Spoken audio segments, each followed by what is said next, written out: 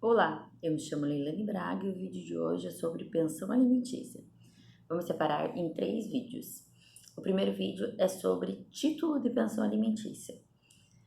É muito corriqueiro aqui no escritório, a gente vê muito isso, alguns pedidos ou alguns questionamentos a respeito de qual é o momento que inicia-se a dívida de pensão alimentícia. A dívida da pensão alimentícia, ela é iniciada a partir do momento, tem como termo inicial uma decisão judicial. Ou seja, o juiz precisa ordenar, precisa dar uma sentença de qual é esse valor.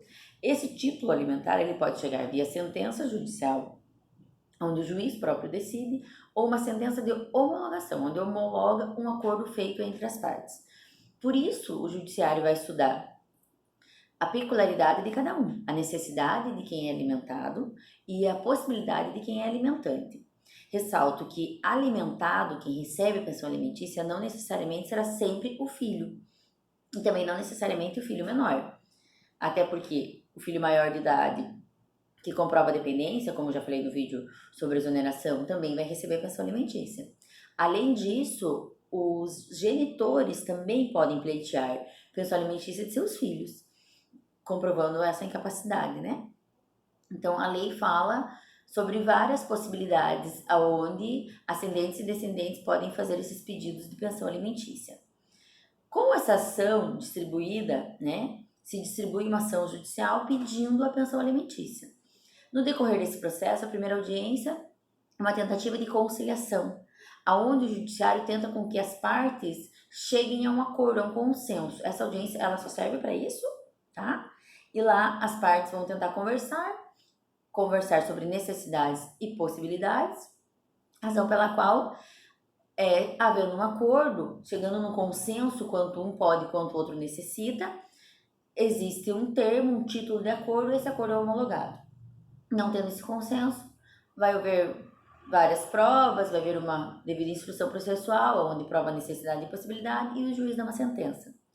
Com esta sentença, com este título judicial, uma sentença judicial, que é um título que diz parâmetros, 15%, 20%, 30%, sobre o salário mínimo, sobre o salário da parte, bruto sem descontos, e essas discussões assim. Coisas que eu acho interessante ser tratadas aqui. O parâmetro ou a base alimentar é o salário, exceto descontos obrigatórios, que é um pedido e uma decisão corriqueira. Por quê? O empréstimo, ele não vai incidir para diminuir o valor da pensão. Se você faz um empréstimo, isso é entendido como uma discussão e uma verba necessária sua. Ou seja, por isso a gente faz discussão sobre salário base e sobre bruto, exceto descontos obrigatórios. Entenda-se por descontos obrigatórios INSS, FGTS e Imposto de Renda. Todo o restante, se o teu salário é variável, tem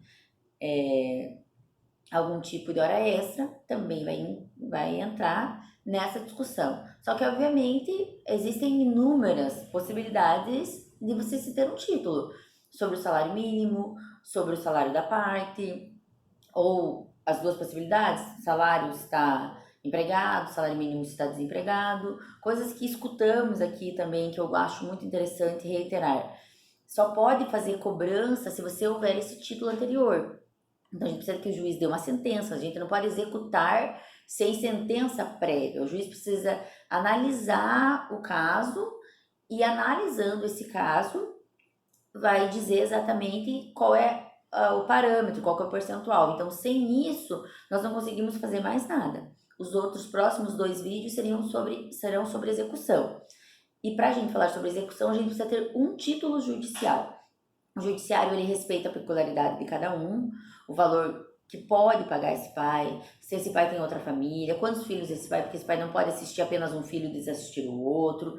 Essa razoabilidade, ela é sim discutida no judiciário, e o judiciário leva em consideração olhando para ambos, olhando para a necessidade de todos, dá uma sentença judicial que a gente chama de título judicial para uma execução. Esse título serve para desconto em folha de pagamento, esse título serve para uma execução futura, então precisamos produzir um título. Se você se separou e ficou 10 anos sem pedir, você não pode pedir essa pensão atrasada, não existe pensão retroativa. Então, precisamos ter uma ação judicial para gerar título judicial de pensão alimentícia. Eu recomendo, inclusive, quando esse relacionamento é bom. Quando você tem um relacionamento bacana entre as partes, é melhor que a gente consegue fazer um acordo extrajudicial e pedir exclusivamente uma homologação. Isso é uma segurança para todas as partes, uma segurança de cumprimento, uma segurança de valor e uma segurança de estar tudo tratado às claras entre todos. Por isso, recomendo que procure um bom advogado e que trate sobre esse assunto, que tire suas dúvidas e recorra ao judiciário caso isso for necessário. Agradeço.